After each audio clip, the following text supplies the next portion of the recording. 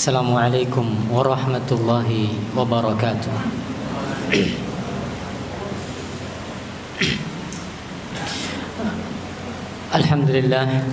Alhamdulillahi wa kafa. Assalatu wassalamu ala rasulihil mustafa wa ala alihi wa sahbihi wa man iktafa. Allahumma alimna ma yanfa'una wanfa'na bima 'allamtana wa zidna ilma. Ikhwani fillah wa akhwati fiddin, langsung saja pada malam hari ini kita akan kembali melanjutkan pembahasan kita, workshop mengenai produktif muslim. Bagaimana seorang muslim dia bisa meningkatkan produktivitasnya dalam kacamata syariat, tentunya dalam koridor ilmu agama. Kita mulai sudah membagikan tentang tips-tipsnya. Namun tips-tips ini adalah tips-tips yang berasal dari Al-Quran dan hadis Nabi kita Muhammad SAW, dan juga penjelasan para ulama. Sebagaimana sudah disampaikan, kita akan membahas pada malam hari ini mengenai mengelola pikiran. Konteks dari pembahasan ini sama dengan konteks manajemen tidur yang sudah kita bahas pada pertemuan sebelumnya. Yaitu yang pertama, konteksnya adalah sudah kita sebutkan pada pertemuan kedua bahwasanya ada 4 modal utama kita untuk menjadi seorang yang produktif, sebagai seorang muslim yang produktif: ilmu, waktu, harta, dan kesehatan, tubuh yang sehat. Maka kemudian manajemen tidur, manajemen pikiran itu termasuk dalam yang keempat, yaitu mengelola kesehatan. Ya, dalam kaitannya dengan modal kesehatan. Ada buku yang baru dirilis oleh Dr. Raihanul Bahrain. Saya banyak mengambil faedah dari sana. 4 pola dasar kesehatan. Jadi ini memang berasal dari teori modern, teori kesehatan modern, teori kedokteran modern. Bahwasanya seseorang itu kalau dia mau sehat, dia harus perhatikan 4 hal, 4 pola. Pola makan, pola tidur, pola gerak, dan pola pikirnya. Inilah 4 faktor utama yang mempengaruhi kesehatan seseorang. Dalam buku beliau, Dr. Raihanul Bahrain hafizahullah ta'ala, beliau mencoba untuk menghubungkan ini berdasarkan teori modern, apakah ini selaras dengan apa yang diajarkan oleh Islam mengenai pola makan, pola tidur, pola gerak, dan pola pikir, apakah selaras. Beliau coba memberikan sudut pandang terkait hal tersebut. Maka saya juga berupaya untuk memberikan sudut pandang terkait hal tersebut. Sudah kita mulai pada pertemuan sebelumnya bagaimana Islam kemudian memberikan panduan terkait pola tidur. Nah, pada pertemuan kali ini akan kita lihat bagaimana Islam kemudian memberikan panduan kepada kita untuk mengatur pikiran kita. Sehingga konteksnya yang pertama, kita berupaya untuk mengelola pikiran kita dalam rangka mewujudkan kesehatan, supaya tubuh kita adalah tubuh yang sehat. Bagaimana pikirannya itu juga harus pikiran yang sehat, pikiran yang positif. Ini yang pertama. Lalu konteks yang kedua, yaitu sebagaimana pola tidur yang sudah kita bahas, manajemen tidur. Selain dia berdampak kepada kesehatan, dia juga berdampak langsung terhadap produktivitas. Sudah kita sebutkan pada pertemuan sebelumnya bagaimana tidur siang. Ya, menurut banyak penelitian terbukti yang namanya tidur siang efektif untuk meningkatkan produktivitas seseorang. Kita sudah sebutkan bukti-buktinya. Dari zaman dulu ada Ibnu Jarir At-Tabari, penulis terbesar sepanjang sejarah Islam. Karyanya sangat banyak, punya kebiasaan tidur siang. Setelah tidur siang beliau menulis. Adapun di zaman modern ini, perusahaan-perusahaan besar mereka menyediakan fasilitas bagi karyawan mereka untuk melaksanakan tidur siang, karena mereka tahu tidur siang bisa meningkatkan produktivitas. Jadi tidur pembahasannya juga langsung berkaitan dengan peningkatan produktivitas. Maka demikian juga kita akan membahas masalah pola pikir seseorang, bagaimana kita harus mengelola pikiran kita. Ini berdampak langsung terhadap produktivitas kita, selain dia berdampak terhadap kesehatan tadi.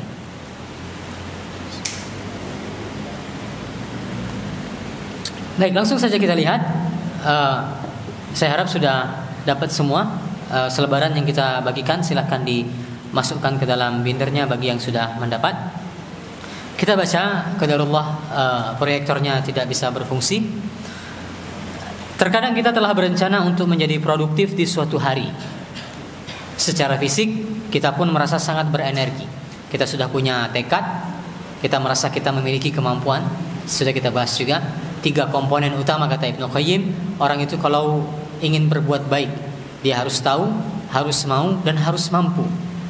Terkadang sudah terkumpul 3 hal ini pada diri kita. Terkadang sudah terkumpul, kita sudah tahu mau berbuat apa kebaikan dan kebermanfaatan, ingin berbuat produktif seperti apa.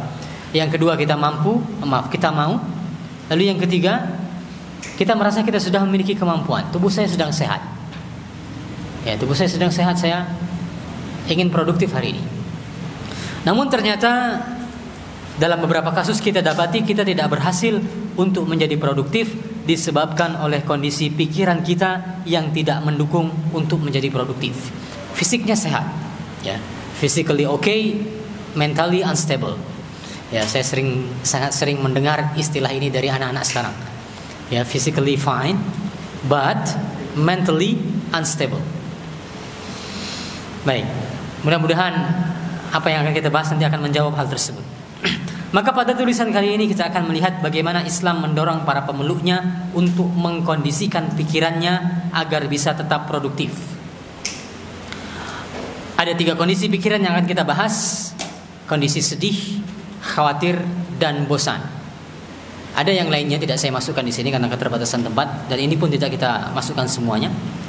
Tapi intinya seseorang yang dia mempertahankan sedih dalam pikiran dia sangat berpotensi bertolak belakang dengan produktivitas. Sangat berpotensi di hari itu kalau dia memiliki kesedihan yang dia pertahankan, tidak produktif dia di waktu tersebut. Sama juga dengan kekhawatiran. Lalu juga yang tadi adalah terkait pikiran juga adalah masalah bosan. Maka akan kita bahas yang pertama adalah masalah kesedihan terlebih dahulu. Saya tuliskan di sana, setan tidak akan diam ketika manusia memiliki potensi untuk produktif, yaitu untuk melakukan sesuatu yang bermanfaat. Setan tidak akan diam. Di antara cara setan, maaf typo di sana, di antara cara setan untuk menghindarkan manusia dari kebermanfaatan adalah dengan berupaya membisikkan kesedihan kepada manusia.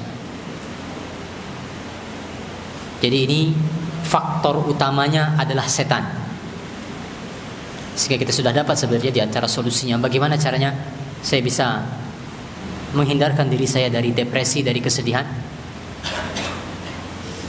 Berlindung dari setan, bertawuz, jangan mengikuti langkah-langkah setan.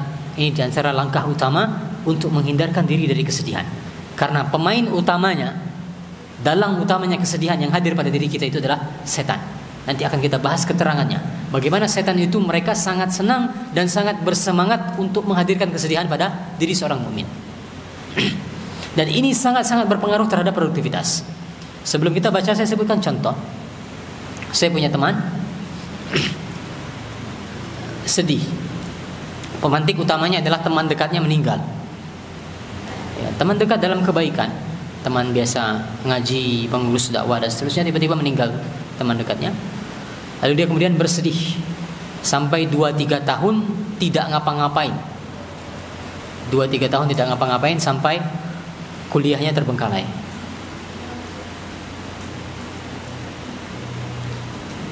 Contoh ya, depresi, kesedihan yang berhubungan langsung dengan produktivitas. Orang jadi tidak produktif jadinya kalau sudah depresi, kalau sudah merasa atau dirundung oleh kesedihan seperti itu. Maka kita lihat di sana, saya kutipkan penjelasan yang sangat baik dari Syekh Muhammad bin Shalih Al-Utsaimin. Beliau tuliskan ini di kitab Syarah Bulughul Maram, Fathul Jalali wal Iqran.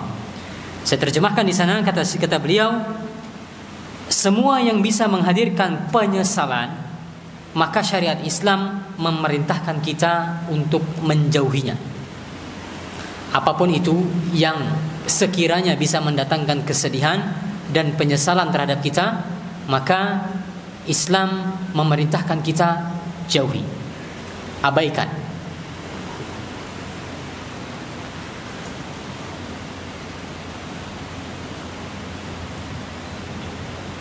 Allah Subhanahu wa taala berfirman, "Innama najwa minasyaitan liyuhzina allazina amanu." Ya, sangat jelas Allah katakan kesedihan itu datangnya dari syaitan. Sesungguhnya pembicaraan rahasia itu adalah dari syaitan supaya orang-orang yang beriman itu mereka bersedih. Itu tugasnya utamanya setan, untuk membuat orang-orang beriman itu adalah merasa bersedih. Allah mengabarkan kepada kita tentang hal tersebut dalam rangka agar kita bisa menjauhinya. Sehingga maksudnya hendaknya kita menjauhi segala apa yang bisa membuat kita bersedih. Kalau kita perhatikan, banyak sekali syariat yang digariskan oleh Allah dan Rasulnya, bagaimana caranya kita itu jangan sampai bersedih. Salah satunya, kita lihat Nabi kita Muhammad SAW bersabda, "Iza kuntum salasatan." Jika kalian itu bertiga, fala yatanaja isnani dunal akhar. Janganlah berbisik-bisik berduaan sementara yang ketiga tidak diajak. Tidak boleh. Anda bertiga di mana misalnya, dalam lift atau dalam kondisi tertentu di meja makan di kampus, di kantin, 3 orang, maka jangan kemudian Anda berbisik-bisik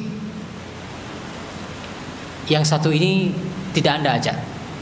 Termasuk juga dalam hal ini, kalau ini konteksnya kan berbisik-bisik yang disebut oleh Nabi.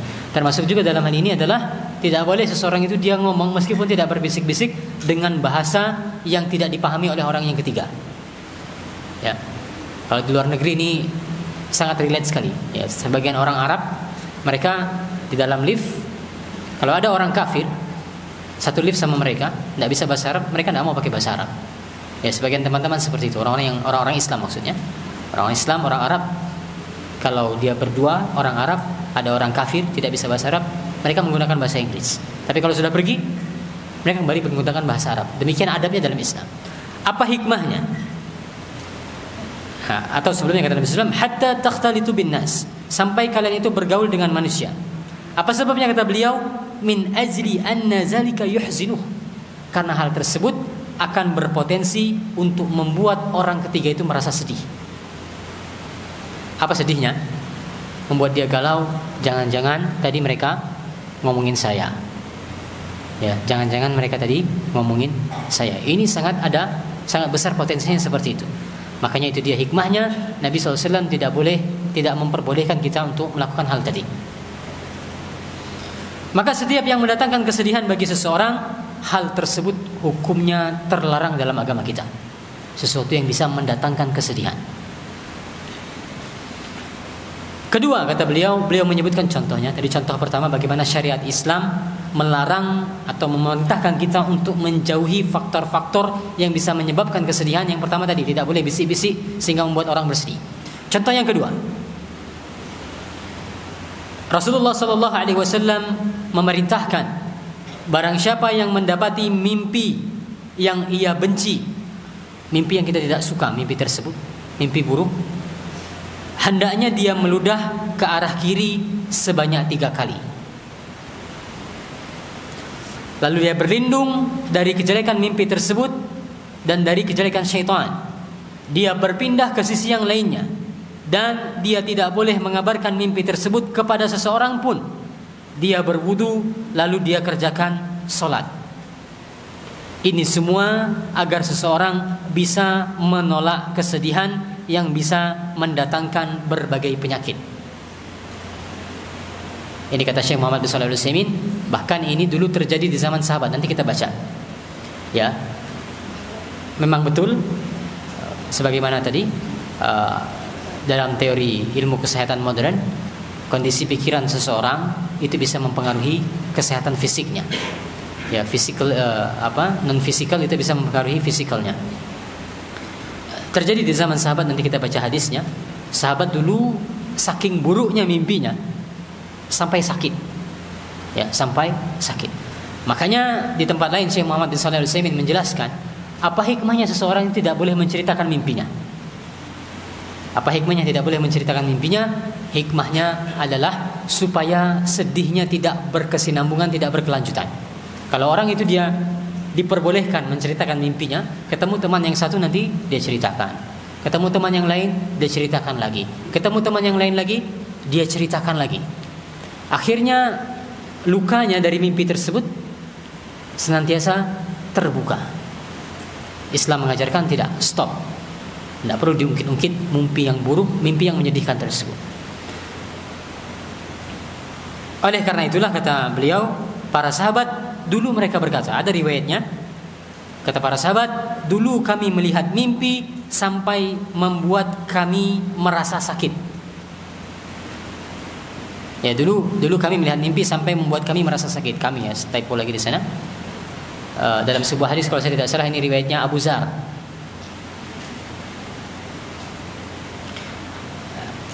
Para sahabat mereka saling bercerita, mimpinya sangat buruk, sampai kepikiran, sampai sakit. Barulah kemudian mereka pada akhirnya mengadu kepada Nabi kita Muhammad SAW. Nah, itu sebagaimana kata Syekh di sana. Ketika Rasulullah SAW mengajari amalan yang tadi yang sudah kita jelaskan, mereka pun merasa lega dan tidak lagi tersisa kesedihan pada diri mereka. Maka segala sesuatu yang bisa mendatangkan kesedihan, kegalauan dan kegundahan, maka sesungguhnya syariat memerintahkan kita untuk menjauhinya. Ini contoh yang kedua, bagaimana Islam memerintahkan kita untuk menjauhkan diri dari kesedihan. Tidak boleh menceritakan mimpi supaya tidak berkesinambungan atas kesedihan tersebut. Di mimpi yang buruk, ya. Adapun mimpi yang baik dianjurkan untuk diceritakan. Ya, mimpi yang baik dianjurkan untuk diceritakan.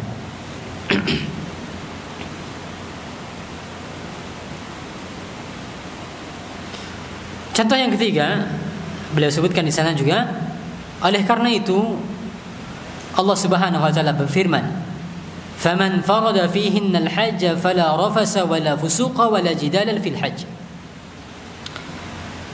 Ketika pelaksanaan haji, Allah Subhanahu wa taala melarang beberapa hal. Di antaranya yang Allah larang adalah di dalam surat Al-Baqarah ayat 197 sebagaimana ditampilkan di sana, yang artinya barang siapa yang menetapkan niatnya dalam bulan itu untuk mengerjakan haji, maka kata Allah Subhanahu wa taala, yang pertama, tidak boleh berbuat rafas. Apa itu rafas? Berkata-kata jorok. Ya, tidak boleh berkata-kata jorok yang porno. Yang kedua, tidak boleh berbuat fasik. Lalu yang ketiga, kata Allah Subhanahu wa taala, tidak boleh melakukan jidal ketika melaksanakan haji, ketika pelaksanaan haji. Apa itu jidal? Yaitu debat, berbantah-bantahan. Apa sebabnya di dalam haji tidak boleh ada jidal? Karena berbantah-bantahan bisa membuat seseorang berubah pikirannya dalam rangka berdebat. Maksudnya berubah di sini adalah tidak karuan. Pikirannya tidak fokus dan tidak karuan. Maka ia akan mendapati kegundahan dan memalingkannya dari ibadah kepada Allah Subhanahu wa taala pada proses haji. Maka itu hikmahnya. Allah melarang para jamaah haji untuk berdebat. Hikmahnya supaya tidak hadir kesedihan. Kalau sudah sedih soalnya, nanti terpalingkan dari ibadah. Dan Anda jangan anggap remeh, ya. Maksudnya, apa kok yang dilarang cuma tidak boleh berdebat? Pada kenyataannya di lapangan ketika haji, sulit bagi orang untuk tidak berdebat. Di mana kondisi kita, ya sebagaimana kata Nabi, yang namanya safar itu potongan dari azab. Tidak mengenakkan, yang namanya safar tidak mengenakkan. Belum lagi kondisinya panas, orang berjuta-juta, antrian begitu ramainya. Sangat mudah seseorang itu untuk terjerumus pada perbuatan debat ketika haji. Bahkan ya, dulu ada jemaah haji Indonesia ketika haji berdebat suami istri, sampai akhirnya suaminya bunuh diri. Suaminya sampai bunuh diri saking kerasnya perdebatan antara suami istri dalam proses haji. Ya, jemaah haji Indonesia, dia terjun dari hotelnya, ya karena berdebat dengan istrinya. Maka sekali lagi pelajaran tambahannya, jangan Anda anggap remeh. Kenapa kok Allah melarang debat ketika haji? Apa esensinya? Sulit ya bagi orang yang melaksanakan haji untuk menghindari debat itu sulit ya, terkhusus ya bahkan sesama teman, lebih-lebih kalau sudah sama pasangan, ini sangat berpotensi untuk menimbulkan debat. Namun kita kembali lagi ke pelajarannya, baik itu dalam haji ataupun di luar haji, apa hikmahnya Islam melarang debat kusir? Tidak boleh debat dalam agama kita. Tidak boleh debat, kecuali kalau ada maslahatnya untuk meluruskan kebatilan, baru boleh debat.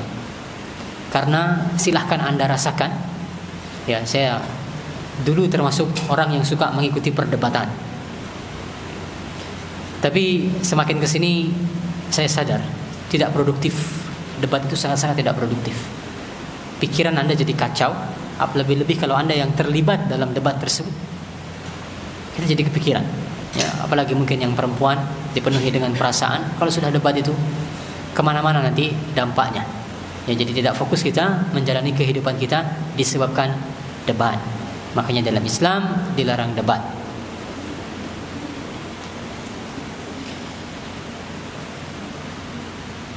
Baik, di dalam tempat lainnya Syekh Muhammad bin Shalih Al-Utsaimin juga berkata, berupayalah untuk menjauhi dari setiap yang bisa mendatangkan kesedihan, kegundahan, kegalauan, agar engkau bisa tetap terus dalam keadaan tenang dan lapang dada. Agar engkau juga bisa terus menghadapkan diri kepada Allah dan juga kepada peribadatan kepada Allah. Dan juga engkau bisa fokus mengurusi perkara-perkara dunia dan akhirat yang bermanfaat. Jika engkau bisa mewujudkan hal ini, engkau akan merasa tenang. Adapun jika engkau sibuk dengan apa-apa yang telah berlalu, sedih dengan apa-apa yang sudah berlalu, dan engkau disibukkan dengan memikirkan masa depan sampai pada level yang tidak diizinkan oleh syariat, ketahuilah engkau akan kelelahan dan engkau akan kehilangan kebaikan yang sangat banyak. Jadi tidak produktif. Ya, kalau orang itu sudah sibuk, kalau dia sudah terjerumus kepada kesedihan. Kalau sudah terjerumus kepada kesedihan, maka akan tidak produktif. Makanya sekali lagi, Islam melarang kita untuk menjerumuskan diri kita terhadap sesuatu yang bisa membuat kita bersedih. Dilarang. Makanya di sini kata Ibnu Qayyim dalam kitab beliau Thariqul Hijratain, kita kutip bagian yang terakhir saja. Kata beliau, wala syai'a ahabbu ila syaitani min huznil mu'min. Tidak ada sesuatu yang paling dicintai oleh setan melebihi kesedihan seorang mukmin. Setan itu sangat senang ketika dia berhasil membuat seorang mukmin itu merasa bersedih, lebih-lebih kalau sudah sampai tahap depresi. Setan sangat senang. Sehingga ini prinsip mendasarnya, kita kalau mau produktif, hindarkan diri kita dari kesedihan. Kalau mau tidak sedih, hindarkan diri kita dari gangguan setan. Setan yang bermain di sana. Dalang utamanya dari berbagai kesedihan itu adalah syaitan. Dan coba Anda perhatikan, Nabi SAW itu bukanlah kehidupan beliau itu bukanlah kehidupan yang tidak ada faktor yang bisa membuat beliau bersedih. Banyak faktor yang membuat Nabi SAW itu bersedih, sangat banyak. Dan bahkan beliau sempat bersedih juga memang. Ya, ada tahun yang disebut sebagai Amatul Hazan, tahun kesedihan. Kejadian-kejadian luar dahsyat terjadi di tahun itu. Dimulai dari wafatnya paman beliau, wafatnya istri beliau, kemudian beliau mendapatkan penindasan yang semakin kuat di kota Mekah, lalu kemudian beliau berdakwah ke Taif, dilempari oleh para penduduk Taif itu, kisah yang ma'ruf. Inilah episode yang paling berat dalam sejarah dakwah Nabi. Kata Nabi, yang paling berat dalam dakwah beliau adalah kejadian di Taif. Beliau berdakwah di sana, dilempari oleh penduduk Taif. Penduduk Taif itu membuat pagar hidup, manusia berbaris. Nabi disuruh lewat di depan, dilempari sampai Nabi berdarah-darah. Pantas kalau seseorang itu kemudian dia bersedih atas hal tersebut. Tapi lihat bagaimana coping mechanism yang dimiliki oleh Nabi kita Muhammad SAW. Bagaimana tingginya resiliensi yang dimiliki oleh Nabi kita Muhammad SAW. Anda tahu resiliensi? Resiliensi itu adalah seberapa lentur Anda untuk beradaptasi terhadap stres, terhadap kesedihan. Ya, yang paling pas untuk menggambarkan resiliensi itu adalah bola karet. Anda kalau tekan bola karet, dia tidak pecah, namun dia beradaptasi terhadap arah tekanan. Maka ini diantara karakter yang harus kita miliki dalam kita menghadapi berbagai tekanan, berbagai kesedihan dalam kehidupan kita. Jadilah seperti bola karet tadi, resilient. Dia tidak patah, tidak pecah, namun dia bisa beradaptasi dengan tekanan. Ketika tekanan itu sudah hilang, dia kembali kepada bentuk semulanya. Inilah yang di antaranya yang dipermisalkan oleh Nabi SAW terhadap orang-orang beriman. Dalam sebuah hadis yang statusnya hasan, kata Nabi SAW, permisalan seorang mukmin itu seperti batang yang lentur. Ketika batang lentur tersebut diterpa angin, dia sempat rebah, dia sempat miring, tapi tidak sampai patah. Tidak sampai patah. Ketika angin itu hilang, dia kembali tegak sampai akhir hayatnya. Inilah permisalan seorang mukmin yang disampaikan oleh Nabi kita Muhammad SAW. Maka Muslim itu dia resilient, harus memiliki tingkat resiliensi seperti itu. Tidak mudah patah, tidak mudah hancur. Ya, sehingga kembali lagi Nabi SAW itu bukannya tidak ada yang membuat beliau bersedih, ada. Namun beliau memiliki resiliensi yang tinggi, coping mechanism yang baik. Buktinya dalam kejadian Taif, Anda tahu bagaimana produktifnya Nabi. Ini sesuatu yang sangat menyedihkan bagi Nabi SAW. Tapi beliau pulang dari Taif, tetap keep going berdakwah. Ketemu dengan Adas. Ya, Anda tahu kisahnya Adas. Nabi berdakwah kepada Adas yang berasal dari orang agamanya Yunus, ya, pengikutnya ajaran Nabi Yunus. Nabi dakwahi dan dia memeluk Islam. Kemudian bagaimana Nabi kemudian pulang dari Taif juga tetap keep going, tetap berdakwah kepada para jin. Ya, turun surat Al-Jin itu kan ketika Nabi SAW pulang dari Taif berdakwah kepada para jin, kemudian banyak jin yang kemudian masuk Islam. Ya, bagaimana Nabi tidak kemudian depresi, tidak kemudian larut dalam kesedihan beliau sepulangnya beliau dari Taif.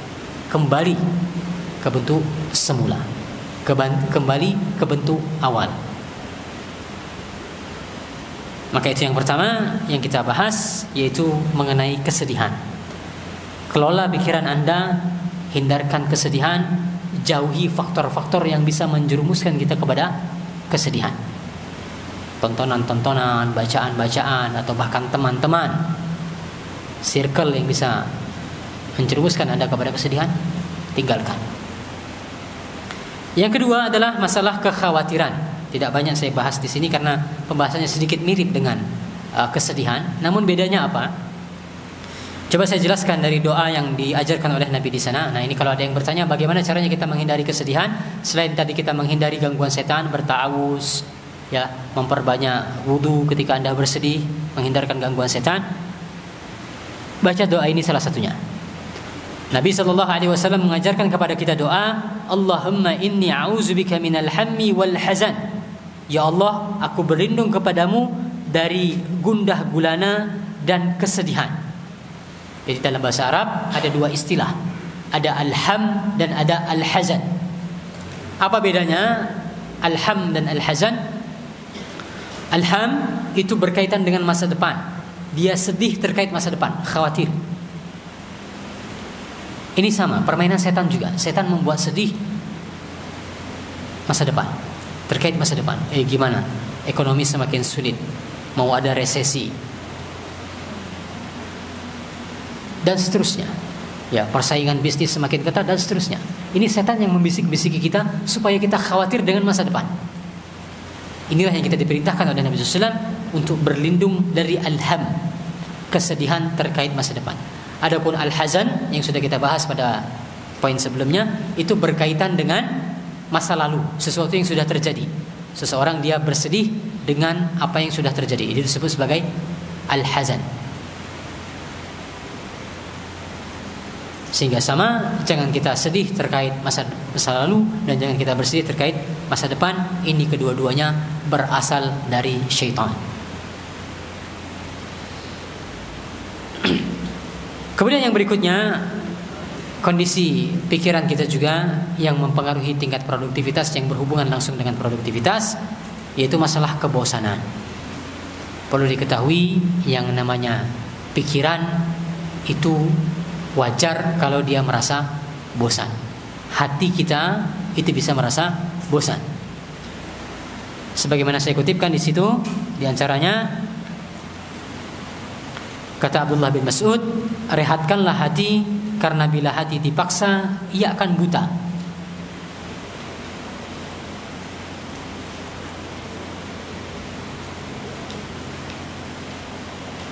Kemudian ada beberapa kutipan di sana yang pernah saya bahas dulu di sini ketika membahas adab menuntut ilmu. Kita baca lagi kata Abdullah bin Mas'ud, hati punya saat giat dan saat semangat, sebagaimana dia punya waktu bosan dan juga waktu malas. Manfaatkanlah saat ia semangat dan istirahatkanlah hati itu di saat dia malas. Ali bin Abi Thalib juga berkata, sesungguhnya hati itu merasa bosan sebagaimana tubuh juga merasa bosan. Karena itu carilah hikmah-hikmah yang menarik. Lalu Ibnu Jamaah, saya kutipkan di sana dari kitab Tazkiratus Sami', kata Ibnu Jamaah, boleh merehatkan diri manakala khawatir bosan, sebagaimana ulama mereka mengumpulkan murid-murid mereka di sebagian tempat rekreasi di sebagian waktu dalam 1 tahun. Mereka bersenda gurau dalam sesuatu yang dibolehkan dalam agama yang tidak menciderai kehormatan mereka. Sehingga intinya, silahkan kita sebagai seorang mukmin, sebagai seorang penuntut ilmu tidak harus pandang terus serius-serius, tidak. Ya, agendakan di saat kita harus melakukan refresher, ya, melakukan refreshing. Kemudian yang saya tuliskan juga di sana, bagaimana caranya kita untuk menghindarkan rasa bosan supaya kita bisa tetap produktif? Bagaimana caranya bisa menghindari rasa bosan? Saya tuliskan di sana, don't push it too hard. Ya. O-nya kurang 1, ya, bukan too hard tapi too. O-nya kurang 1.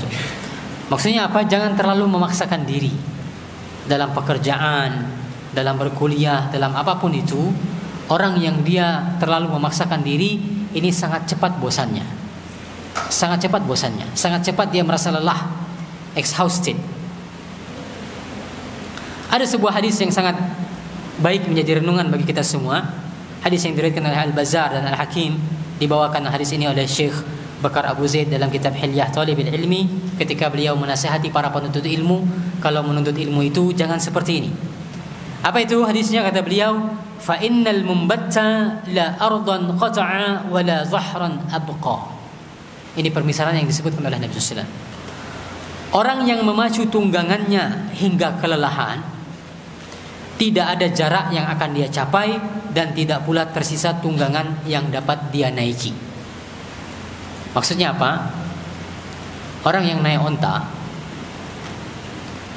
kalau dia memacu ontanya di langkah-langkah awal, di kilometer-kilometer awal, dia paksa ontanya untuk berlari, dia pukul, dia lejut dan seterusnya, kata Nabi SAW, pada akhirnya tidak ada jarak yang dia capai, tidak sampai dia ke tujuannya kalau dia terlalu melejut ontanya di awal, dan tidak ada tunggangan yang tersisa. Akhirnya ontanya entah sakit, entah dia mutung, tidak mau jalan lagi. Ini permisalan yang disampaikan oleh Nabi kita Muhammad SAW. Kalau orang itu dia terlalu memforsir ontanya di tahap awal. Demikian juga kita dalam prinsipnya, dalam bekerja, dalam beramal, dalam beribadah, menuntut ilmu, yang penting adalah konsistensi. Ya, yang penting adalah konsistensi. Anda kalau terlalu memaksakan diri Anda, terkhusus Anda padatkan pada sebagian waktu tertentu, sangat berpotensi untuk menimbulkan kebosanan. Makanya juga di sana kita perhatikan kata Abdullah bin Mas'ud, kana an-nabiy sallallahu alaihi wasallam yatakhawwaluna bil mau'izati fil ayyam karahat as-samati alaina. Abdullah bin Mas'ud dulu diminta oleh para muridnya, wahai Abdullah bin Mas'ud, kenapa engkau tidak mengajari kami sepanjang waktu, sepanjang hari, setiap hari, dan itu pun setiap harinya intens, minta diajari oleh Abdullah bin Mas'ud. Tapi Abdullah bin Mas'ud menolak. Kata Abdullah bin Mas'ud, aku khawatir kalian bosan. Kata beliau berdalih dengan perbuatan Nabi SAW. Kata beliau, dulu kebiasaan Nabi SAW, beliau mengatur penyampaian nasihat pada kami dalam beberapa hari saja. Nabi itu kalau memberikan nasihat kepada para sahabat, tidak kemudian begitu intens, begitu padatnya, tidak. Apa alasannya? Karena beliau khawatir membuat kami bosan. Lihat, Nabi pun berstrategi seperti itu. Bagaimana caranya para sahabat ini tidak bosan dalam mendengar pelajaran dari beliau. Sehingga sekali lagi prinsipnya, don't push it too hard. Jangan di push terlalu kuat. Lalu tips untuk menghindari kebosanan diantaranya adalah, saya tuliskan di sana karena keterbatasan tempat, hendaknya seseorang itu ketika dia bosan, diantara yang bisa dia lakukan adalah berpindah ke pekerjaan bermanfaat yang lainnya. Jangan berhenti, tapi shifting. Contohnya di sana Ibnu Abbas radhiyallahu anhuma, kalau dia bosan mengajar, bosan menyampaikan hadis, apa yang dia lakukan? Dia membaca kitab-kitab syair yang bermanfaat. Dia cari buku-buku syair, dia baca buku-buku syair tersebut dalam kondisi bosan. Berpindah, namun tetap dalam koridor sesuatu yang bermanfaat. Lalu yang terakhir saya tuliskan di situ, contoh lainnya adalah Muhammad bin Hasan al-Syaibani. Imam al-Syaibani ketika dia bosan dengan buku yang satu, dia berpindah ke buku yang lainnya. Ya, ini ketika ya memang sudah bosan ya. Tidak maksudnya tidak seperti penyakit para penuntut ilmu di zaman sekarang, baru membaca beberapa lembar itu sudah tidak sabar. Karena ketidaksabaran kemudian berpindah ke buku yang lain, akhirnya tidak ada buku yang selesai. Tapi ini dalam kondisi ketika sudah sampai pada level bosan. Itu diantara yang bisa kita bahas pada kesempatan kali ini. Karena keterbatasan waktu dan keterbatasan tempat, ada beberapa poin yang lainnya sebenarnya. Masalah pesimisme, ya, ini juga sangat berpengaruh terhadap produktivitas seseorang. Bagaimana Anda lihat, salah satu contoh produktif Muslim itu adalah Abdurrahman bin Auf. Sudah kita jelaskan tentang kekayaannya Abdurrahman bin Auf, ya, berapa triliun harta yang dia miliki Abdurrahman bin Auf. Maka contoh sahabat yang paling optimis itu adalah Abdurrahman bin Auf. Jauh dari sikap pesimisme. Kata Abdurrahman bin Auf, tidaklah aku mengangkat sebuah batu kecuali di sana aku optimis di baliknya ada emas. Di baliknya ada emas. Makanya Abdurrahman bin Auf ketika ditawari harta oleh sahabat Ansor, dia tidak mau. Dia optimis, saya bisa bangun bisnis saya sendiri. Hijrah ke Madinah tidak bawa apa-apa, dia optimis untuk membangun bisnisnya sendiri. Hadza wallahu alam, kita cukupkan demikian. Kita dengarkan azan. Setelah azan kita akan coba masuk ke sesi tanya jawab. Wassallallahu ala nabiyina Muhammad wa ala alihi wa sahbihi wasallam. Bismillah, alhamdulillah, wassalatu wassalamu ala rasulillah. Baik, banyak sekali pertanyaan yang masuk. Sepertinya banyak yang relate. Saya mau survei terlebih dahulu untuk yang ikhwan yang laki-laki.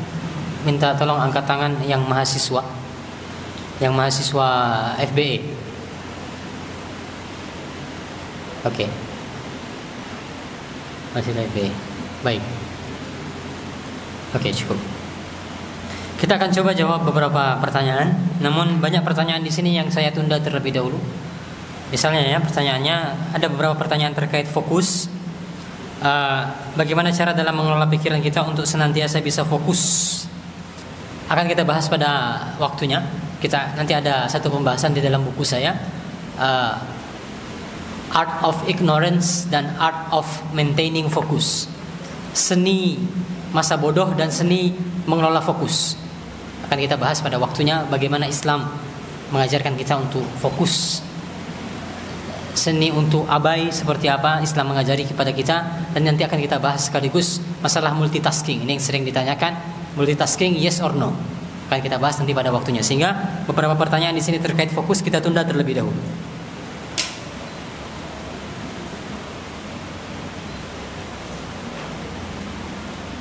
Bagaimana cara meningkatkan resiliensi? Baik.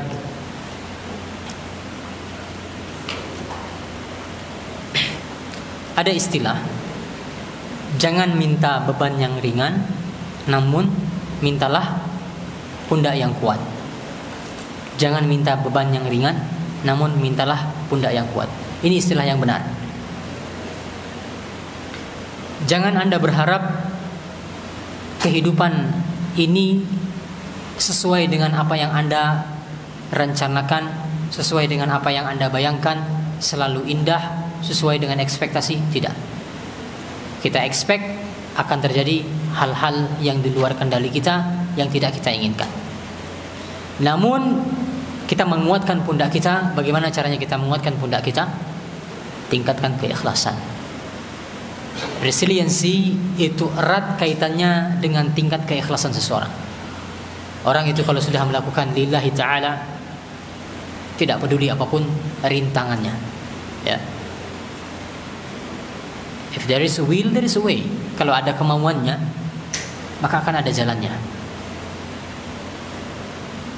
Dan kemauan yang paling kuat motivasinya adalah kemauan yang dibangun atas prinsip ikhlas karena Allah Subhanahu wa taala. Sehingga tingkatkan keikhlasan. Anda akan lihat dengan para ahlul ikhlas, Anda lihat kondisinya para ahlul ikhlas itu, mereka begitu resilientnya, ya. Serba mudah berurusan dengan mereka, serba menyenangkan berurusan dengan mereka, dengan orang yang ikhlas itu, karena kami melakukan ini ikhlas karena Allah Subhanahu wa taala. Tidak berharap apresiasi, tidak berharap pujian dari orang, tidak berharap ucapan terima kasih dari orang. Kami melakukan ini semua ikhlas karena Allah Subhanahu wa taala. Sehingga secara ringkas yang bisa saya jawab adalah bagaimana meningkatkan resiliensi, yaitu tingkatkan keikhlasan.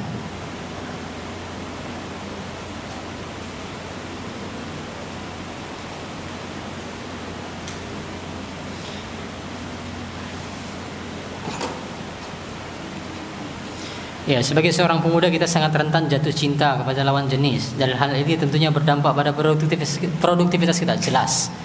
Ini salah satunya, ya, umum yaitu kasmaran. Ini dibahas oleh para ulama. Ini di antara musibah. Ya, orang itu kalau dia berlarut-larut dalam kasmaran, musibah. Bisa sangat tidak produktif dia dalam hal dunia, dalam hal akhirat. Sehingga tipsnya adalah kalau memang sudah jatuh cinta, yes or no, maju atau tidak. Kalau iya, halalkan. Kalau tidak, tinggalkan sama sekali. Ya, opsinya sangat binary, halalkan atau tinggalkan.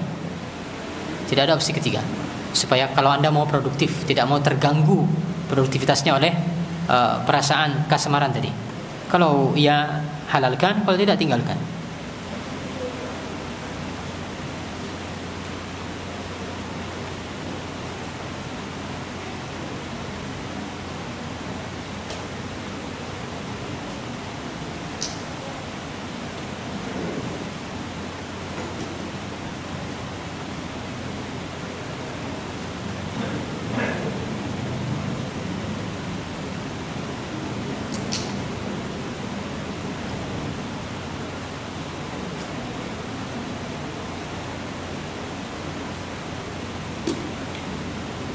Bagaimana seseorang akan lebih baik dari hari kemarin jika rasa khawatir itu tidak ada? Ya, tadi coba lihat yang disampaikan oleh Syekh Muhammad bin Shalih Al-Utsaimin. Rasa khawatir yang terlarang itu adalah rasa khawatir yang berlebih, di luar batas syariat. Boleh kita khawatir, ada khawatir yang diperbolehkan, bahkan sedih pun ada yang diperbolehkan. Bukankah Nabi SAW itu banyak sedih, menangis ketika mendengarkan ayat-ayat Al-Quran? Bukankah para sahabat mereka bersedih ketika mereka mendengarkan tentang bagaimana kejadian-kejadian di akhirat? Ada bersedih yang diperbolehkan, ada khawatir yang diperbolehkan. Bukankah khawatir yang mendorong seorang itu untuk memperbagus amalnya adalah khawatir kalau amal tidak diterima? Ini sangat dianjurkan. Khawatir kalau amal tidak diterima ini bagus, bisa mendorong kita untuk memperbaiki amal kita. Sehingga tidak semua khawatir itu tercela.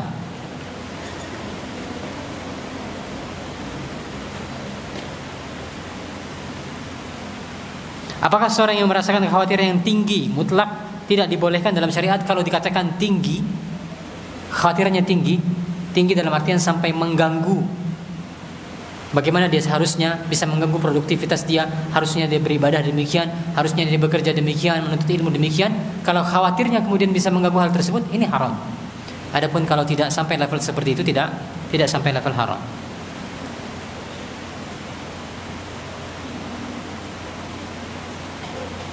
Ya, kemudian ada beberapa pertanyaan lagi terkait optimisme. Optimisme dan fokus yang akan kita bahas lagi pada tempatnya nanti insyaallah. Kita cukupkan demikian. Pekan depan saya izin libur. Kita libur 1 pekan. Insyaallah nanti kalau tanggal 1 tetap ada, kita akan lanjut tanggal 1 insyaallah. Jadi kita libur 1 pekan. Wassallallahu ala nabiyyina Muhammad wa ala alihi washabbihi wasallam. Subhanakallahumma wa bihamdika asyhadu an la ilaha illa anta astaghfiruka wa atubu ilaik. Assalamualaikum warahmatullahi wabarakatuh.